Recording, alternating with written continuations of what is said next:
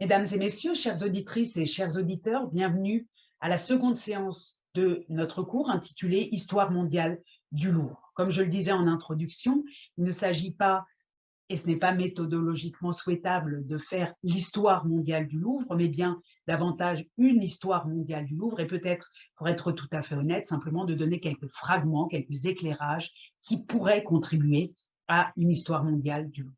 Alors, vous vous en souvenez, le plan de notre cours que je vous remontre ici prévoit que nous nous occupions aujourd'hui de la question des lieux.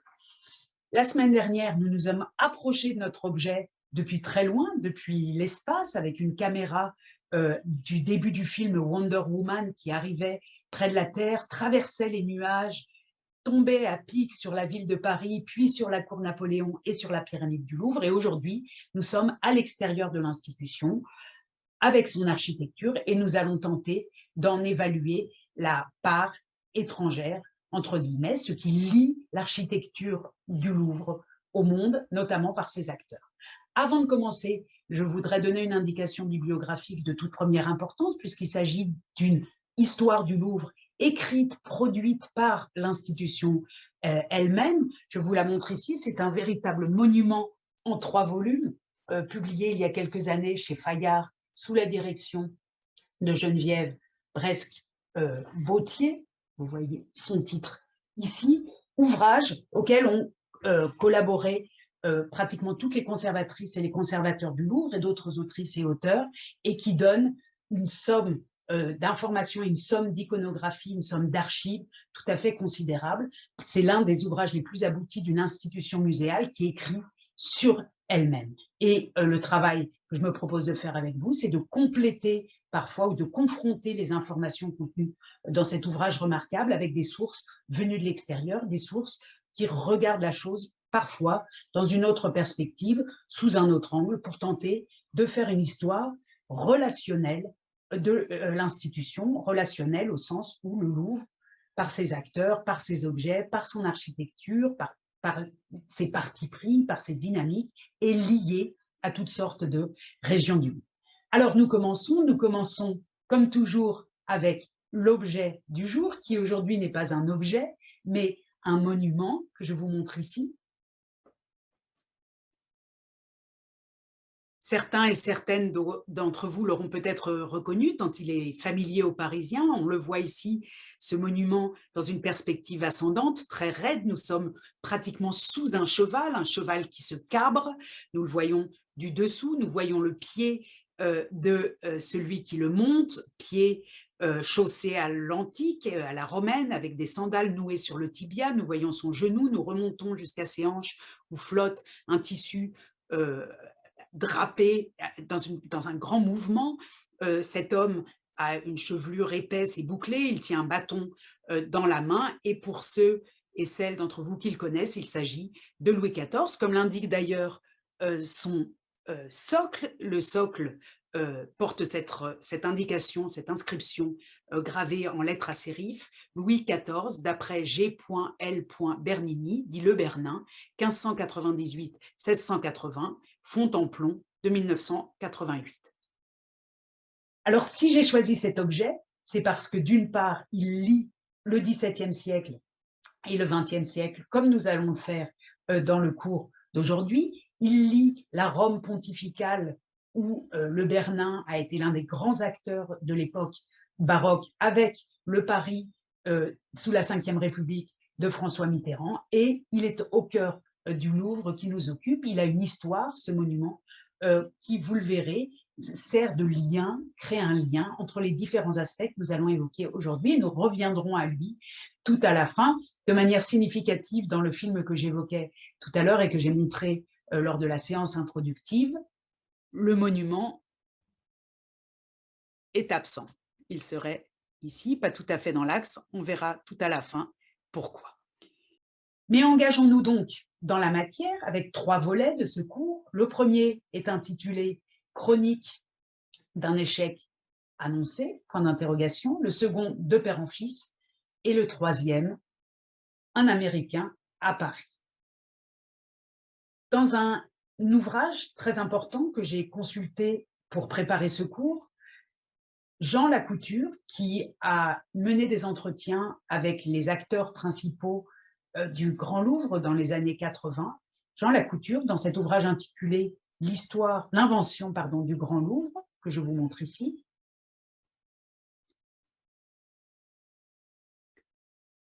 Jean Lacouture écrit en introduction: 20 monarques, 30 architectes, dont 4 ou 5 étrangers, illustres ou obscurs, inspirés ou mal avisés, 129 projets répertoriés dont un quart fut tant bien que mal mené à bien, ont transfiguré le Louvre. Ici, Jean Lacouture nous rappelle que le Louvre est né palais royal, qu'au fil des siècles, il a été remodelé, changé, métamorphosé, il a connu des ajouts, il a été très hétérogène, et que le pouvoir politique, les changements de goût, les mouvements esthétiques l'ont transformé au fil des siècles pour lui donner le visage qu'il a aujourd'hui. Alors, ce qui m'intéresse particulièrement, vous vous en doutez dans cette citation, c'est la parenthèse, les 4 ou 5 architectes étrangers. Nous ne les suivrons pas tous, j'en ai retenu simplement 3 pour la séance qui nous occupe aujourd'hui. Le premier a déjà été évoqué, a déjà été cité, et je vous le montre ici dans un autoportrait qui le montre âgé. Il s'agit du Bernin, Gian Lorenzo Bernini, représenté à l'âge qu'il avait à peu près lorsque son destin a croisé celui de Louvre. Puis, évidemment, nous verrons Yeo Ming-pei, l'architecte chinois, point d'interrogation, américain, point d'interrogation, qui a contribué à donner au Louvre, qui a donné au Louvre le visage qu'il a aujourd'hui. Et puis, entre les deux, nous ferons une escale très rapide, trop rapide, avec, auprès de Louis Visconti, qui, au milieu du 19e siècle, a achevé la fermeture du Louvre ou a donné sa forme au Louvre lorsqu'il était lié aux Tuileries. Alors, première partie, chronique d'un échec annoncé, point d'interrogation. Dans sa remarque selon laquelle 4 ou 5 étrangers ont contribué à l'architecture ou au visage du Louvre, Jean Lacouture emploie ce terme d'étranger et j'ai voulu, avant de commencer, aller vérifier ce qu'il pouvait signifier. J'ai consulté pour cela le dictionnaire du CNRTL, qui est l'institution lexicologique online la plus sérieuse actuellement, et le terme d'étranger nous révèle le CNRTL peut, quand il est substantif ou adjectif, signifier d'abord, comme on s'en doute, celui ou celle qui n'est pas d'un pays, d'une nation donnée, qui est d'une autre nationalité ou sans nationalité, donc être étranger, être né ailleurs signifie peut être pris dans un sens politique, un sens de frontière, d'une part, un sens national, mais également, et ça m'intéresse beaucoup ici, l'étranger est celui ou celle qui n'est pas familier ou familière d'un lieu, qui ne fait pas partie d'une collectivité donnée. On voit bien donc qu'il y a une acception, si on veut, sociologique au terme d'étranger, à l'extranéité, et cette dimension sociologique, me semble-t-il, va être extrêmement importante pour les questionnements qui nous occupent aujourd'hui, pour l'insertion, l'intégration ou non d'architectes étrangers, non français, à un projet qui est au cœur de la centrale atomique de la monarchie française, c'est-à-dire de ce qui a donné à la France sa représentation et peut-être son identité. Autre acception qui m'intéresse dans cette définition, ce qui est étranger, c'est quelque chose qui est sans lien et sans rapport avec quelque chose, qui ne fait pas partie d'un ensemble, donc qui est hors d'un organisme, hors d'un réseau peut-être, et le dictionnaire ici nous donne ici aussi une acception médicale avec l'idée du corps étranger, que vous voyez ici, corps étranger qui est de nature différente de celle de l'organisme ou des tissus dans lesquels il se trouve par accident ou par introduction volontaire, qui s'y développe de façon anormale. Retenons ces définitions pour la séance qui nous occupe, et pour voir comment des étrangers, des hommes venus d'hors de France et hors de Paris et hors du milieu sociologique parisien très précis qu'ils rencontrent dans les années 1760 ou dans les années 1980, comment ce terme d'étranger, colle ou va nous intéresser. Et je vous recommande la lecture d'un remarquable article de Mathieu Couderc, Être étranger pour une histoire sociale de l'extranéité, paru en 2017, qui va nous montrer combien être étranger, ce n'est pas forcément et seulement une histoire de frontières, de politique, de nation, mais ça peut être aussi une histoire de code, d'esthétique, de règles du jeu. Nous sommes donc en 1665 quand le Bernin, le cavalier Bernin, comme on dit en France, arrive à Paris. Il est appelé par le roi Louis XIV, à cette époque, qui n'est plus tout à fait le très jeune roi qu'il a été au début de son règne, et qui s'est engagé avec l'aide de son ministre Colbert dans une énième amélioration du Louvre. Et pour vous rappeler que ce Louvre a toujours été un organisme vivant, je vous laisse regarder ici une modélisation rapide que j'ai extraite d'un remarquable documentaire d'Arte.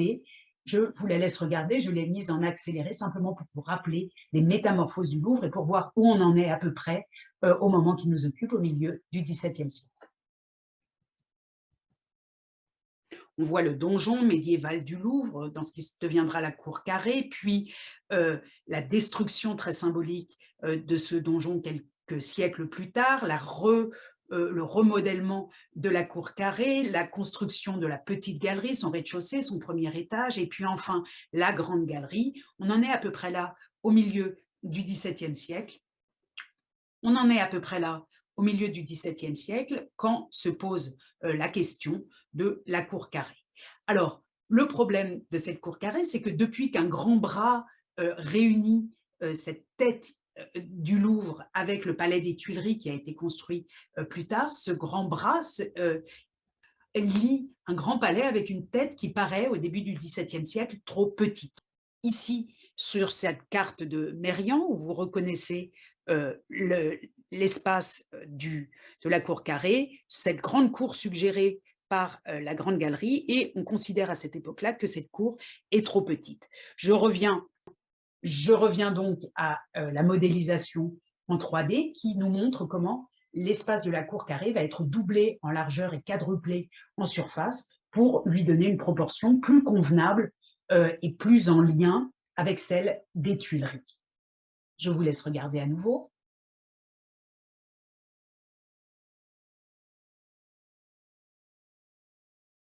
Voilà donc l'état dans lequel se trouve la cour carrée au milieu du XVIIe siècle.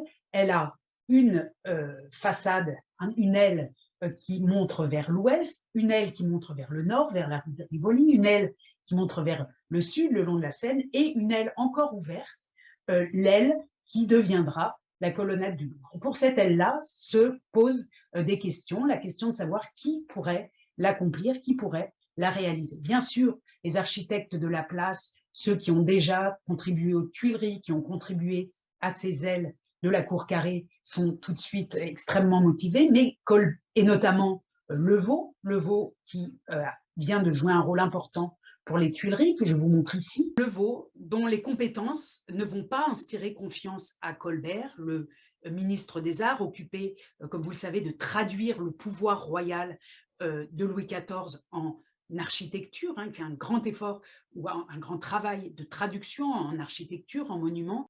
Et Colbert va avoir le sentiment que les architectes du cru, les architectes de la place, les architectes parisiens déjà engagés dans les différents éléments du Louvre ne sont pas à la hauteur. Il va faire appel à des architectes italiens. Non seulement ces architectes italiens vont adresser des plans à Paris et soumettre des plans à Paris pour cette aile du Louvre, mais l'un d'entre eux va être invité à grands frais à venir à la cour française et travailler pour Louis XIV. Et cet architecte italien, c'est la star absolue de l'époque, le Bernin, qui va arriver à Paris et y rester quelques mois en 1665. Je vous le remontre ici. Quand il arrive à Paris, c'est une star absolue, c'est l'architecte du pape. Il vient de réaliser notamment la colonnade de la place Saint-Pierre, que je vous montre ici. Dans le dessin qu'en a réalisé le Bernin, mais aussi dans l'aspect qu'elle a aujourd'hui. Cet architecte a donné à la ville de Rome des fontaines, des places, des monuments considérables. On pense aussi à la fontaine de la place Navone, à quelques églises. Il a donné à Rome son visage baroque et il est extrêmement proche du pape. En le faisant venir à Paris, on fait venir non seulement une figure, une personnalité créatrice d'exception, mais on fait venir aussi, et sans doute que cela joue un rôle dans l'idée de l'inviter à Paris, une manière, une proximité extrême d'un artiste avec le pouvoir pontifical, et c'est cette proximité que tente d'acheter, d'une certaine manière, Colbert pour Louis XIV. Pendant plusieurs mois, le Bernin travaille à des plans à Paris, il visite la ville, il sculpte quelques portraits, notamment celui de Louis XIV, et il finit, après les avoir pris et redessinés et repris, par s'accorder, malgré des difficultés, sur une façade que vous voyez reproduite sur une médaille gravée par Varin à l'occasion de la pose de la première pierre de cette nouvelle aile, médaille qui montre donc d'un côté la façade pensée par le Bernin, le dernier état de son projet, et sur l'autre face, que je vous montre ici, le profil de Louis XIV. Et pourtant, malgré ce travail, malgré le fait une première pierre ait été posée, ce n'est pas la façade prévue et l'aile prévue par le Bernin qui va être construite, mais comme vous le savez bien, et je vous la montre ici,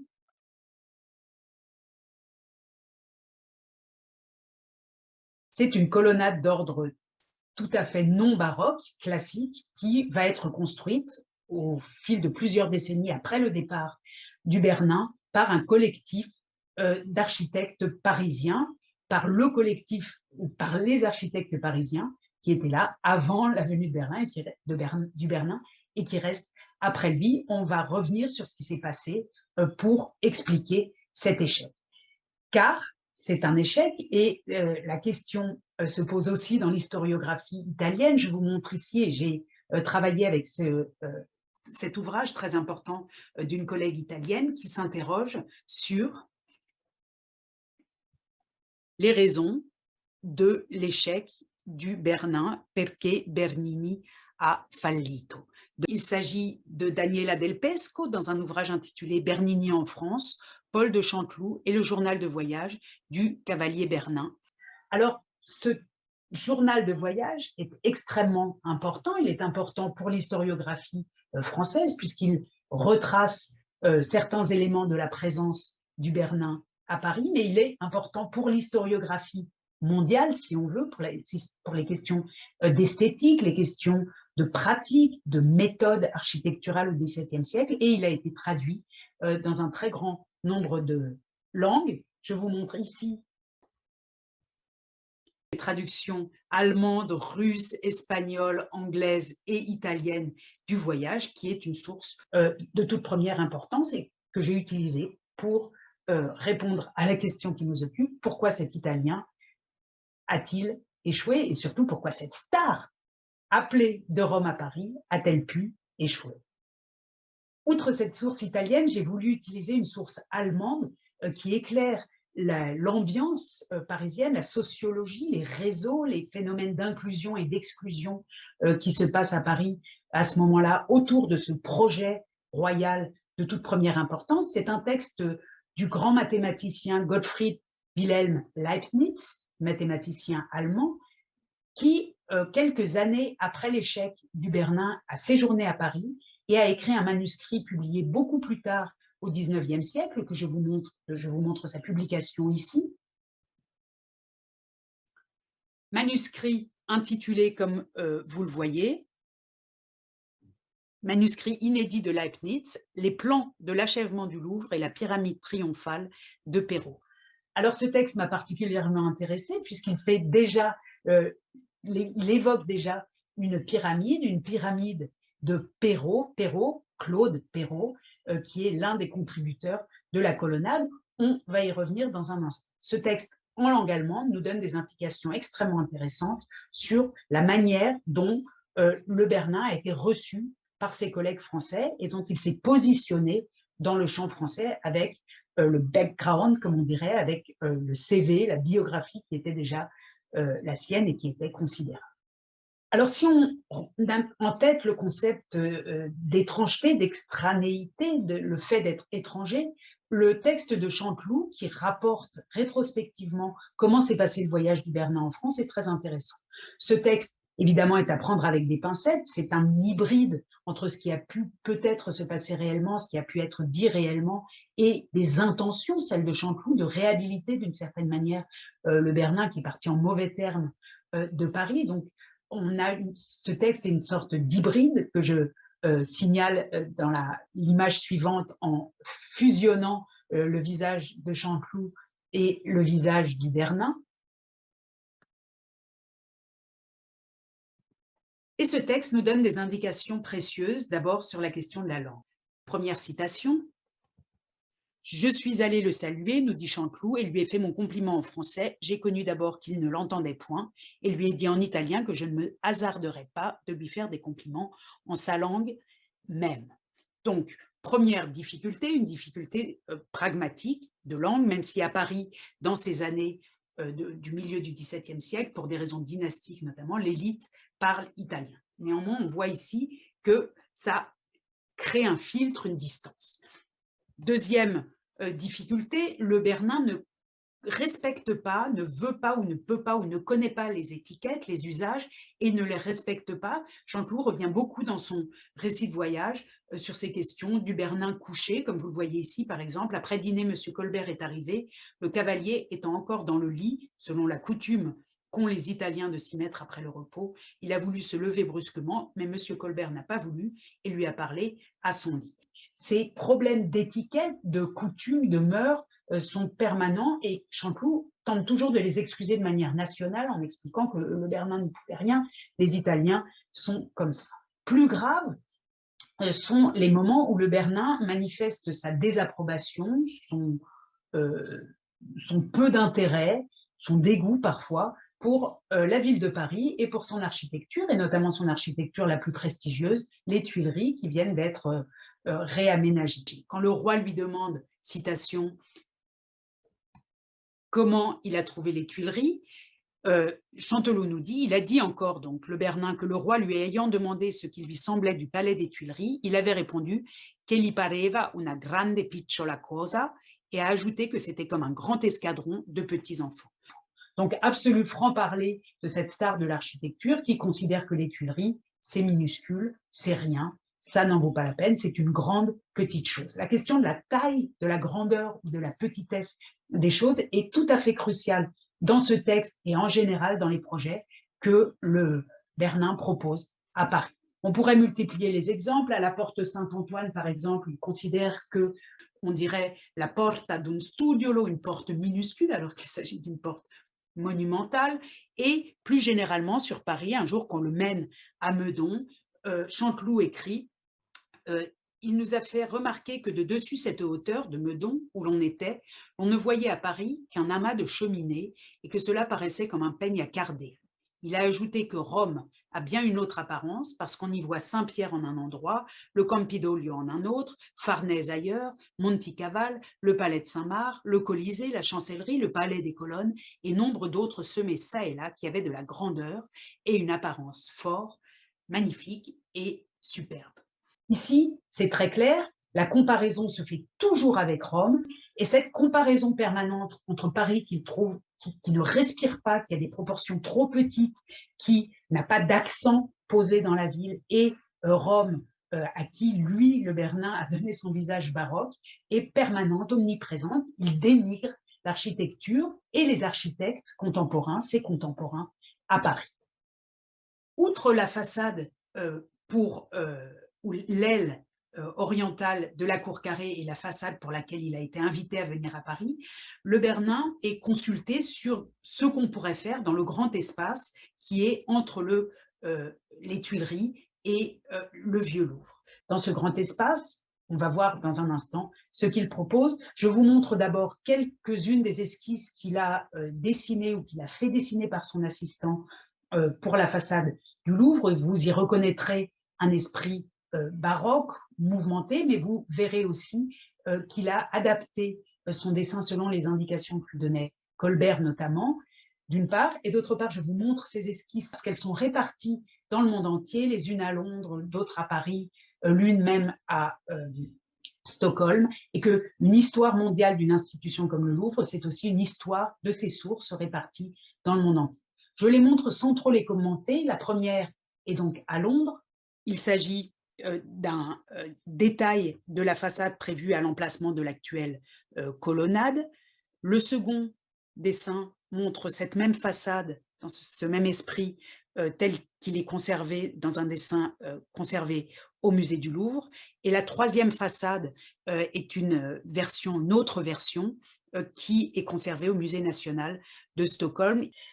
L'autre donc grande question qu'on pose au Bernin quand il arrive à Paris, c'est celle de l'espace entre les Tuileries et le Louvre.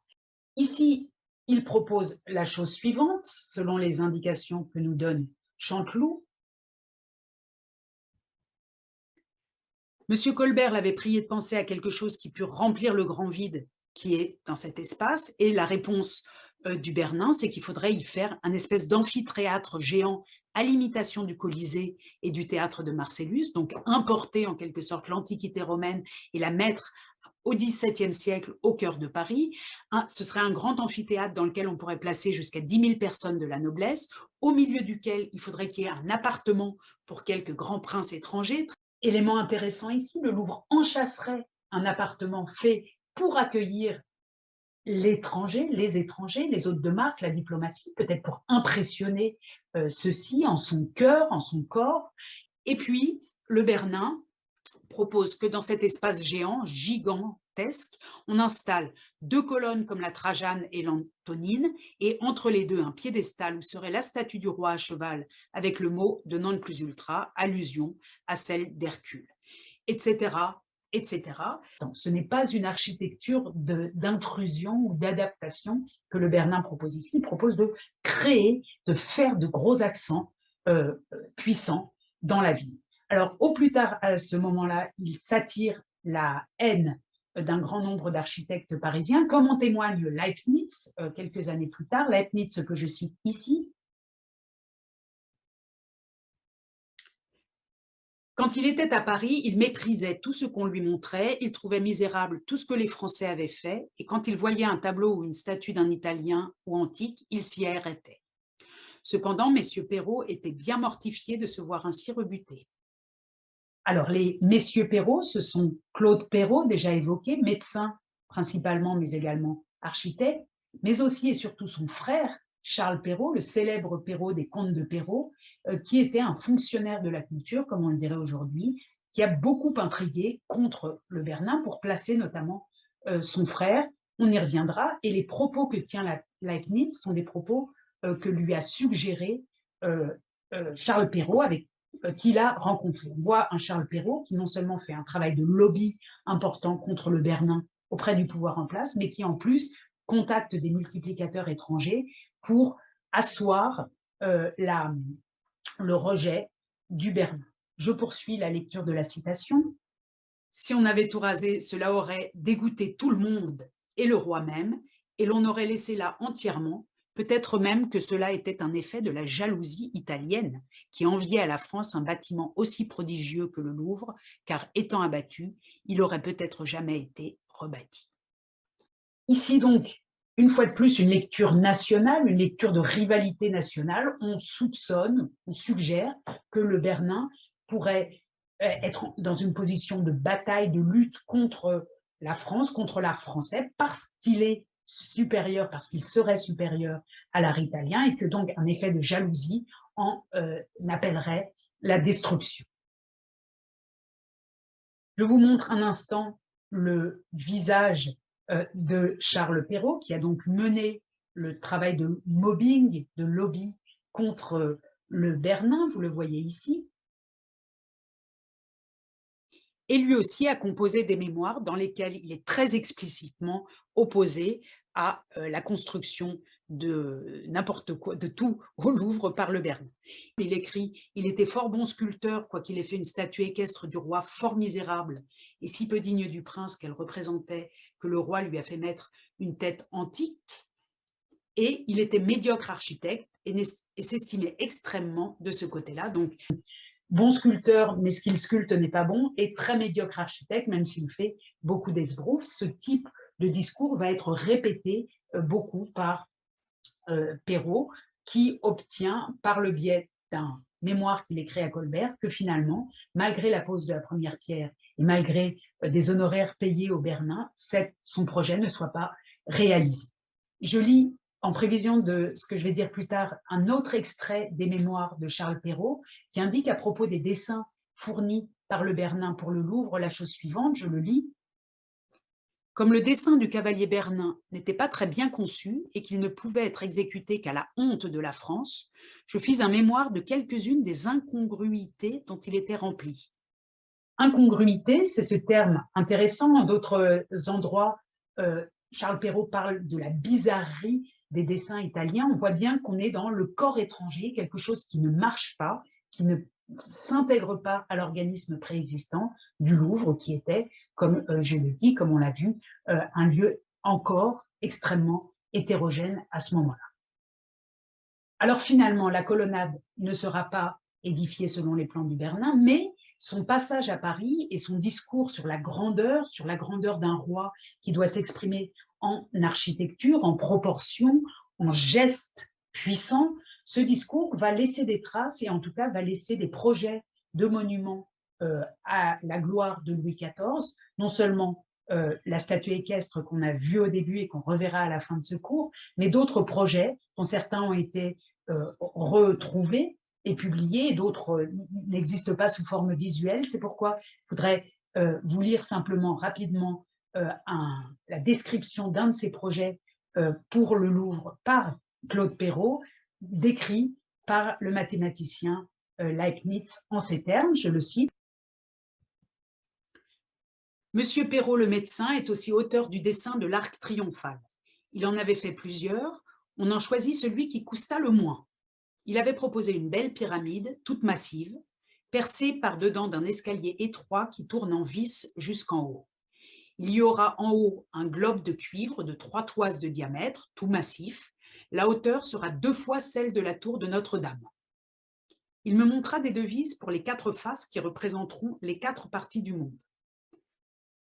Alors, ce passage m'intéresse beaucoup puisque pour le moment, le monde dont on parle, le Louvre et le monde, l'histoire mondiale du Louvre, c'est un monde extrêmement européen. On a parlé pour le moment un peu d'Allemagne et surtout de Paris et de Rome. Mais ici, dans la symbolique de l'architecture projetée, le monde va être représenté sur les 4 faces d'une pyramide imaginée, une pyramide gigantesque qui serait placée au cœur du Louvre, pyramide qui, en quelque sorte, serait le monde, qu'enchasserait, qu'embrasserait le palais du Louvre. Et ça me paraît, pour l'iconographie du pouvoir, extrêmement intéressant de voir comment sont définies ces 4 faces, les 4 faces de cette pyramide qui n'a jamais été réalisée et qui, à ma connaissance, n'est pas fixée dans des documents d'archives qu'on aurait retrouvés. Je lis rapidement la suite.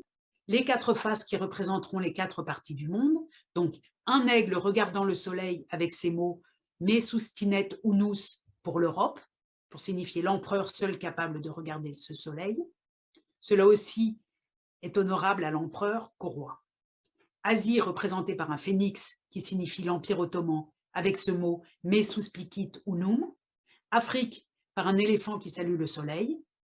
Amérique par un dragon, etc., etc. Le monde est au cœur du Louvre. La pyramide qui était projetée à l'intérieur de ce Louvre serait un diamant, un miroir à 4 faces du monde. Alors, après avoir évoqué l'échec du Bernin, et nous quittons le milieu du XVIIe siècle pour faire un grand bond dans le temps et arriver 2 siècles plus tard au milieu du XIXe siècle. Entre-temps, le Louvre n'est plus un palais royal, c'est devenu un musée public qui a eu une heure de gloire autour de 1800 sous le nom de Musée Napoléon. Il a été fondé tardivement, après la Révolution française en 1793. Et depuis le XVIIe siècle, on continue de se demander comment finir cet espace entre les Tuileries et le Louvre. Il y a des plans absolument considérables et nous arrivons donc à la question ou à la personnalité qui a la première fermé ce Louvre, réalisé donc la réunion du Louvre et des Tuileries. Et cet homme, c'est Louis Visconti que j'évoquais tout à l'heure au début. Nous jetons, avant de savoir comment a travaillé Visconti, un coup d'œil sur l'état du Louvre dans les années 1830. Vous voyez sur ce panorama de Paris, pour vous orienter ici, l'Arc du Carrousel. Ici, la cour carrée, enfin la façade ouest de la cour carrée, la Seine tout à fait à droite, et puis à l'intérieur de cet espace à qui il s'agit de donner forme, des hôtels particuliers, des maisons qui, encore en 1830, occupent l'espace et qu'il faudrait réussir à éliminer pour faire quelque chose de ce Louvre. Par ailleurs, sous Napoléon, a été créé un morceau d'aile, mais qui ne va pas jusqu'au bout, qui ne va pas jusqu'à la cour carrée, qui est accolé aux Tuileries et que vous voyez ici éclairé, cet ensemble devant donc être retravaillé. Alors, qui est à même de réaliser cette réunion du Louvre et des Tuileries? Ce sera Louis Visconti. J'ai annoncé au début du cours qu'on passerait beaucoup trop vite sur sa personnalité. Je vous montre la tombe de Louis Visconti. Donc, cet architecte, soit dormant, soit mort, avec le crayon à la main et des plans sous le poignet, et au-dessus de lui, de manière significative, représenté à l'antique, de manière frontale, son père, Ennio Quirino Visconti. Alors, Ennio Quirino Visconti, c'est un personnage extrêmement intéressant, puisqu'il était le conservateur des antiques du musée Pio-Clémentin à Rome, lorsque Bonaparte et la Révolution française se sont emparés d'une grande partie de ces antiques, les ont rapportés, transférés à Paris, et Visconti est venu, pour ainsi dire, avec sa collection à Paris pour devenir le premier conservateur des antiques au musée Napoléon, au Louvre. Italien, qui arrive à Paris, et lui-même fils d'un grand homme de musée, puisque le grand-père de Louis Visconti, le père de Ennio Quirino Visconti, était le gardien, le préfet des antiquités romaines. Vous voyez ici une page de la description du musée Pio-Clémentin par Giambattista Visconti, et Giambattista Visconti est, à vrai dire, le fondateur du musée Pio-Clémentin. Donc on est face à une lignée, une dynastie d'hommes de musée, et Ennio Quirino Visconti, le père de Louis, s'est fait naturaliser en 1815. Vous voyez ici la citation du bulletin des lois qui indique qu'il obtient des lettres de déclaration de naturalité le 13 décembre 1814 au sieur Ennius Quirinos Visconti. Donc là, on n'est pas tout à fait avec Louis Visconti face à un étranger qui apporterait une finition ou un acte déterminant au Louvre, mais bien un enfant d'immigré, pour ainsi dire, un enfant de père italien naturalisé. Et vous voyez au tombeau ici, si on zoome sur le socle, que la réunion du Louvre et des Tuileries, ce grand Louvre, ce nouveau Louvre, est l'œuvre attachée complètement au nom de Louis Visconti, qui d'ailleurs a une cour à son nom dans l'actuel musée Napoléon. Alors, si on regarde sa réalisation, elle a été beaucoup mise en valeur. Lui-même est mort au tout début du chantier, et c'est finalement son successeur. Vous voyez ici le plan, pardon, de ce nouveau Louvre, réalisé d'après les plans officiels de monsieur Louis Visconti, nous indique la légende. Mais Visconti donc va mourir bien avant la fin du chantier, et c'est un certain Hector Lefuel, que vous voyez ici, qui va reprendre dans des conditions pas très claires le chantier et modifier considérablement les plans de Visconti. jusqu'à ce qu'on considère que l'histoire qu'on voit est en grande partie actuellement due à Hector Lefebvre. Nous faisons un autre bond d'un siècle, plus d'un siècle, pour nous retrouver dans les années 1980, troisième partie, un Américain à Paris. Pour m'engager avec vous dans cette troisième partie, je voudrais vous faire écouter un extrait d'un documentaire de l'INA. Écoutez, la situation qui prévaut à Paris à ce moment-là, à la fin des années 70, au début des années 80, n'est pas unique à Paris. D'autres musées européens sont dans de très mauvaises conditions d'entretien. Je vous montre ici quelques images qui montrent Berlin-Est, le Neues Museum, juste après la réunification en 1990. Ainsi un peu plus loin que le musée de Pergame et puis tout au bout, comme vous le voyez, le Bode Museum. Et les musées de Londres, notamment le British Museum, est en proie à des difficultés semblables, au point que même le Times raconte qu'il pleut à l'intérieur de ces galeries sur les marbres du Parthénon. Donc un souci d'entretien et d'aménagement dans tous les musées européens à cette époque-là, souci qui exige qu'on installe des commodités pour les visiteurs qui sont en partie des touristes. Il faut dire que le Louvre, à cette époque-là, a à peu près le même nombre de visiteurs que Versailles, mais qu'il est bien en deçà, par exemple, en 1977, 78, 79, il reçoit beaucoup moins de visiteurs, par exemple, que le Centre Pompidou, qui lui fait une grande concurrence. Il est même en train de baisser. Les entrées sont mal organisées. L'historien de l'art André Chastel résume la situation en 1981 ou au début des années 80 en ces termes: dans sa définition actuelle, le musée du Louvre est notoirement le plus mal tenu, cours intérieures sordides, le plus mal surveillé, il fait allusion à une épée de Charles X qui a été volée, le plus mal propre, poussière, détritus, de tous les grands établissements internationaux. Le projet en cours est-il de nature à remédier à ce désordre humiliant? Alors, le projet en cours qu'il évoque ici, c'est bien sûr le projet confié par François Mitterrand à l'architecte américain I.M. Pei. Le voilà. Yeo Ming-Pei, quand François Mitterrand lui confie ce travail, est un homme de 65 ans qui a déjà une considérable carrière et un succès considérable derrière lui, carrière qu'il a menée principalement aux États-Unis. Je vous montre ici le formulaire d'entrée aux États-Unis du tout jeune homme de 18 ans qui arrive de Chine pour étudier aux États-Unis et qui arrive, il est né en 1917, tout jeune, en 1935. Ce papier est très intéressant, d'abord peut-être parce qu'il s'agit d'un papier, d'un visa d'immigration, où on voit une photographie du tout jeune homme ici, et puis on voit à cette date du 13 août 1935, date de son arrivée, qu'il va étudier à l'université.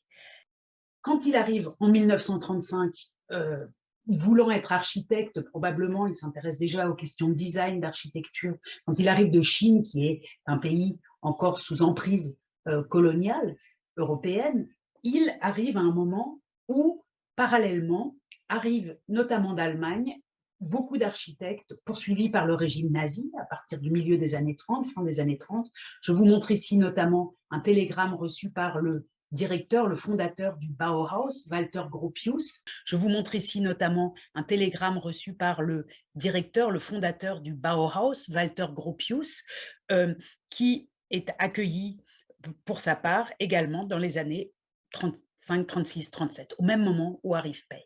Et c'est extrêmement significatif de voir que ce jeune Chinois va entrer en contact direct et intime et intense aux États-Unis, à l'université.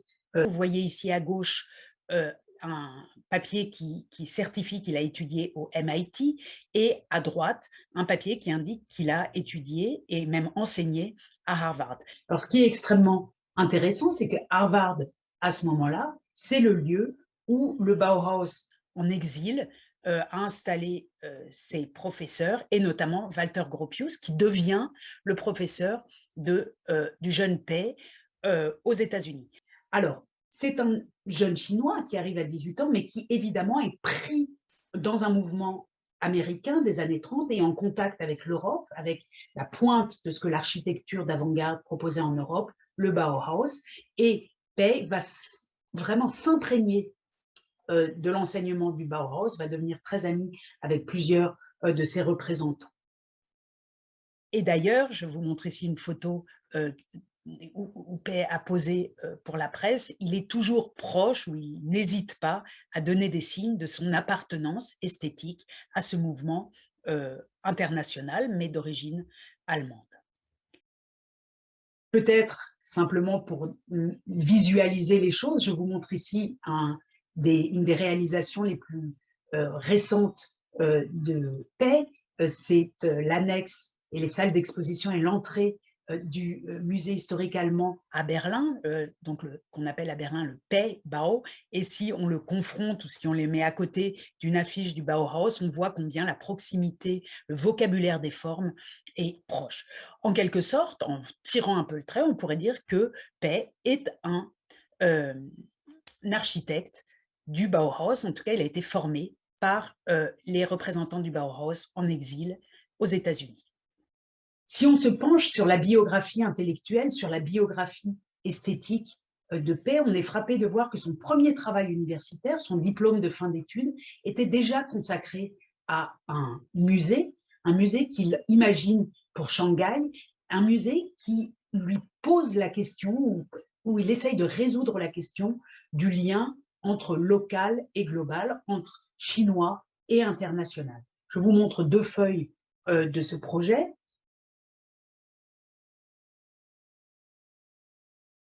Lorsqu'en 1984, la France, François Mitterrand, décide de faire appel sans concours à M. Pei, il est déjà, je l'ai dit, un architecte internationalement reconnu, et ses travaux principaux, je vous les montre ici rapidement, sont d'abord l'un de ses premiers travaux à un musée, le Everson Museum de New York, réalisé entre 1961 et 1968. Il a été très remarqué pour sa réalisation du Centre national de recherche atmosphérique ouvert dans le Colorado en 1967, mais aussi, et peut-être surtout, pour la bibliothèque Kennedy, réalisée entre 1976 et 1979. Mais c'est bien la National Gallery de Washington qui va attirer l'attention des autorités françaises. Et c'est extrêmement intéressant pour ceux qui n'y seraient pas encore allés de voir le positionnement de cette aile réalisée par Pei directement en face du Capitole, au plus près du pouvoir américain. Vous voyez ici François Mitterrand visitant la National Gallery à Washington, qui, dans les récits qu'il a fait ensuite du choix de Pei, a été déterminant pour son choix. Pei est un architecte internationalement reconnu et c'est un homme qui est très proche des souverains, des présidents du pouvoir. Vous le voyez ici, photographié à côté de Jacqueline et Robert Kennedy au milieu des années 60, en train de tenir un discours, ou vous le voyez encore en 1983, me semble-t-il, lorsqu'il a obtenu le prix Pritzker. Le voilà ici, à côté de Ronald Reagan. En 1983, un an avant que lui soit confié le projet de la pyramide. Homme très proche du pouvoir, on pourrait dire pratiquement à l'instar du Bernin avec le pape, mais ici, c'est un homme qui est proche du pouvoir américain des États-Unis, arrivé à 18 ans et demeuré toute sa vie aux États-Unis. Ce n'est donc pas un hasard lorsque François Mitterrand lui demande de repenser le Louvre qu'il s'adresse à cet homme proche du pouvoir d'une part, mais d'autre part quelqu'un qui a travaillé déjà sur des institutions publiques, sur des musées, et qui sait les aménager à l'américaine, dirait-on, avec tous les services nécessaires à un musée moderne, cafétéria, vestiaire, toilettes, etc. Ici, on voit le décalage de niveau entre les musées américains des années 80, qui sont en extrêmement bon état, ou qui booment et qui sont rénovés, et par ailleurs la situation en Europe que j'ai évoquée tout à l'heure. De manière significative, lorsqu'on apprend dans la presse internationale que Pei obtient le contrat du Louvre, il est qualifié dans la presse américaine d'architecte américain. Je vous montre ici une page du New York Times où il est bien dit que cette architecture qui va être un projet qui va coûter extrêmement cher a été confiée pour être fini en 1989 et c'est un Américain, M. Pei, qui va s'en occuper. Or, il s'agit évidemment d'un homme qui a fait toute sa carrière, toute sa formation dans le contexte américain, qui a des réseaux considérables jusqu'à la pointe du pouvoir américain. C'est bien un artiste, un architecte, un homme d'affaires aussi, qui comprend et connaît les codes. Pourquoi j'insiste tant là-dessus? Parce que dans l'imaginaire collectif français, dans le discours français, jusqu'à aujourd'hui, on parle toujours d'un architecte chinois quand on parle de paix. Or, il s'agit évidemment d'un homme qui a fait toute sa carrière, toute sa formation dans le contexte américain, qui a des réseaux considérables jusqu'à la pointe du pouvoir américain. C'est bien un artiste, un architecte, un homme d'affaires aussi, qui comprend et connaît les codes des États-Unis, États-Unis où le monde des musées est très en avance sur celui de l'État européen dans les années 80. Et c'est bien pour ça qu'on s'adresse à ce moment-là à Pei. Il s'agit de bombarder, de bimer le musée du Louvre, qui est en très mauvais état, dans le 21e siècle, en faisant en quelque sorte un musée américain, opposé à ce qu'il appelait l'impérialisme américain. Donc il y a une certaine ironie à s'adresser à ce moment-là pour le Louvre, pour la demeure royale, pour le musée au centre de Paris, de s'adresser à l'ennemi impérialiste d'une certaine manière, d'où l'insistance sur le fait que Pei est chinois. Une autre raison pour laquelle la France s'adresse à Pei, c'est que elle espère très probablement, et c'est ce que suggère cet article du New York Times que je vous montre ici, elle espère trouver des financements pour ce projet énorme, gigantesque, trouver des financements aux États-Unis. On voit qu'ici, la France, dans cet article de 1987, que les Américains cofinancent le projet parce qu'ils sont une part importante du Louvre depuis toujours, dit Biasini, et il insiste, ils sont bien plus nombreux que les visiteurs français. Donc il y a vraiment une stratégie muséale, mais aussi économique à s'adresser à ce moment-là à un Américain. Alors, on a beaucoup parlé ces dernières années de l'opposition cruelle, violente qu'a subie Pei lorsqu'il a proposé son projet à Paris.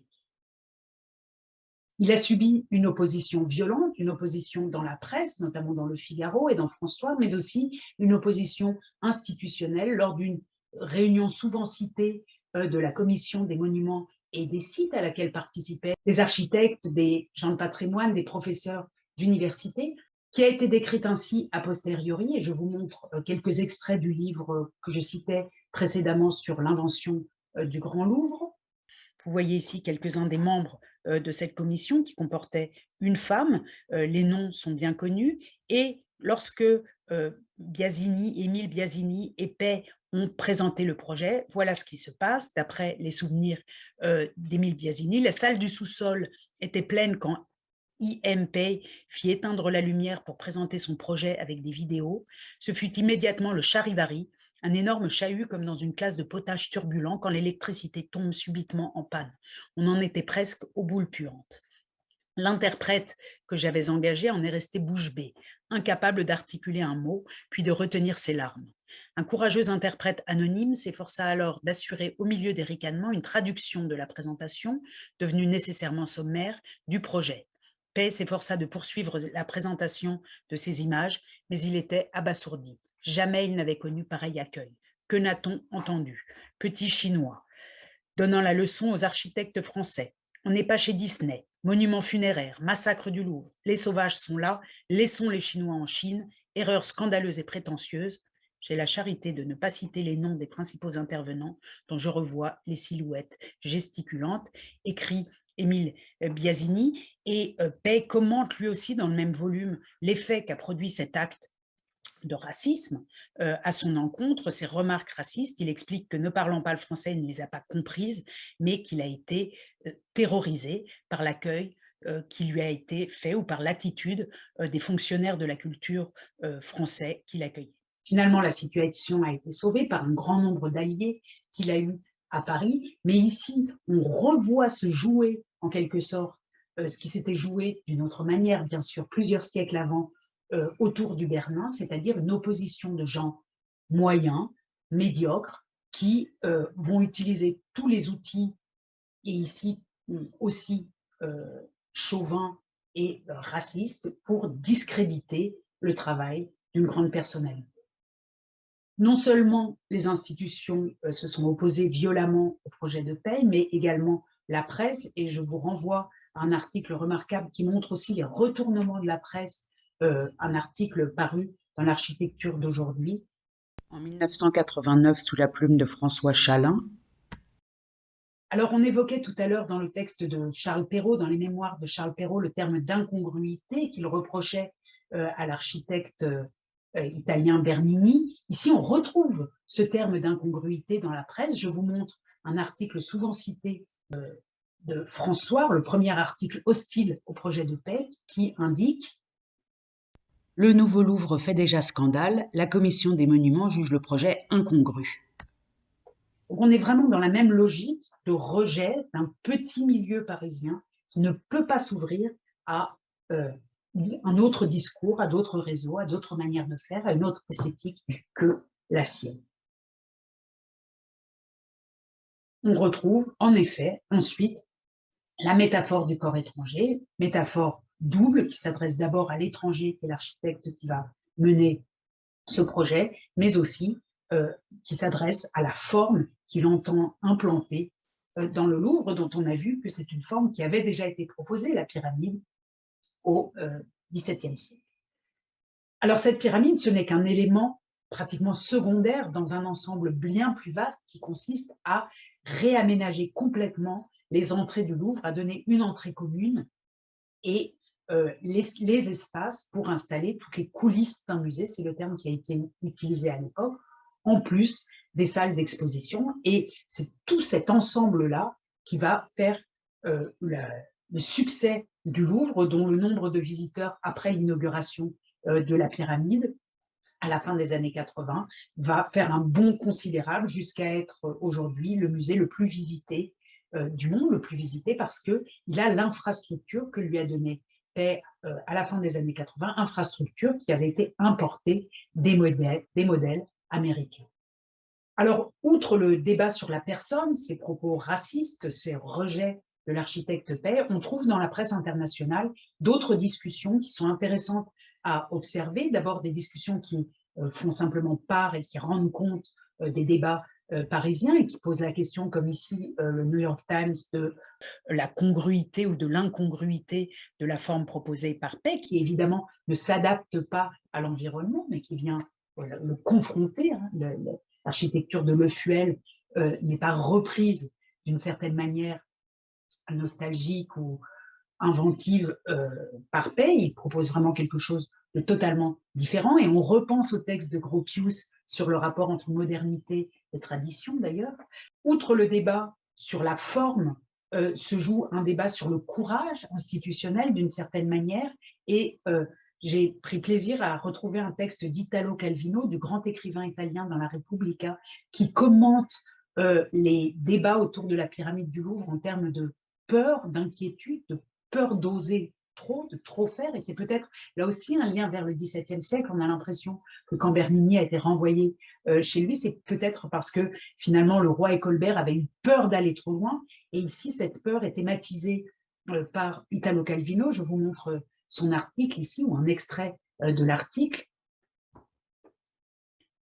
Il écrit: aujourd'hui domine un sentiment d'insécurité parce que d'un côté, on sait que seules les décisions courageuses donnent de grands résultats et que de l'autre côté, on sait que chaque décision peut aller dans le mauvais sens et tout casser. Et cette insécurité, dit-il, ce doute se reflète absolument dans les discussions qui continuent. On est en 1985, qui continuent autour du Louvre.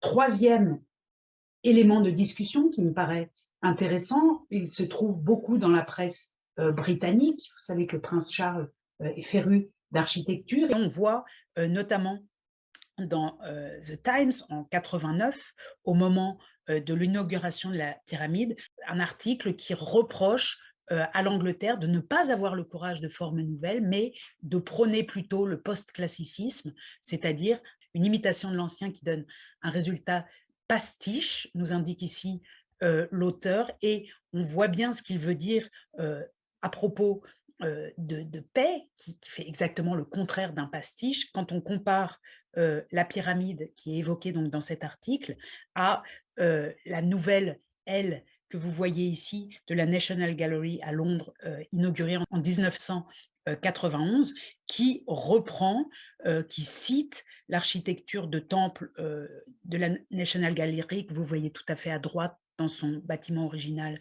du 19e siècle.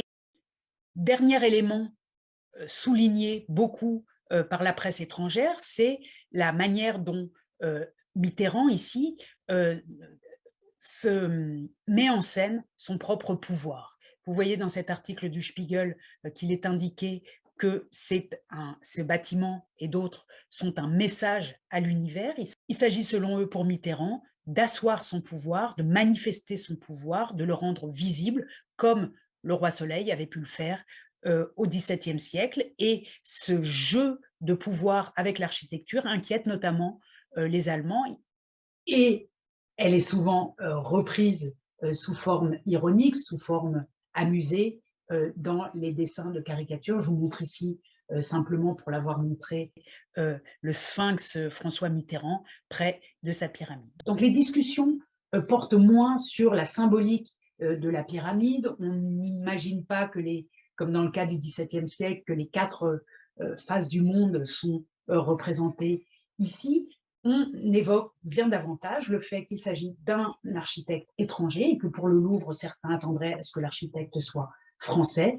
Deuxièmement, qu'on est face à une pièce qui ne joue pas, ou en tout cas qui ne dialogue pas de manière explicite avec l'architecture existante, donc un choc entre la tradition et la modernité. Et puis troisièmement, un lieu absolu de pouvoir. Et le fait que, comme l'avaient fait Louis XIV et Colbert, le fait d'attirer l'architecte du pape.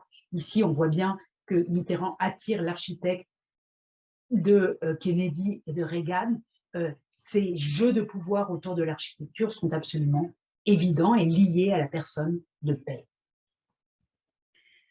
Alors, pour finir, sous forme de clin d'œil, je termine avec cette photographie de paix qui regarde une maquette de la cour Napoléon. Il est penché au-dessus de la maquette, il regarde l'objectif et j'attire votre attention en bas à droite sur une sculpture montée sur un haut socle que vous voyez ici, qui ne me paraît pas être encore celle de Louis XIV, mais peut-être est-ce un effet de la maquette, et qui peut être interprétée comme une sorte de revanche que Paix aurait pris pour le Bernin en réintégrant en ce lieu la personnalité et la création de celui qui en avait été rejeté parce que trop indépendant, parce que trop audacieux et parce que trop italien et pas assez parisien.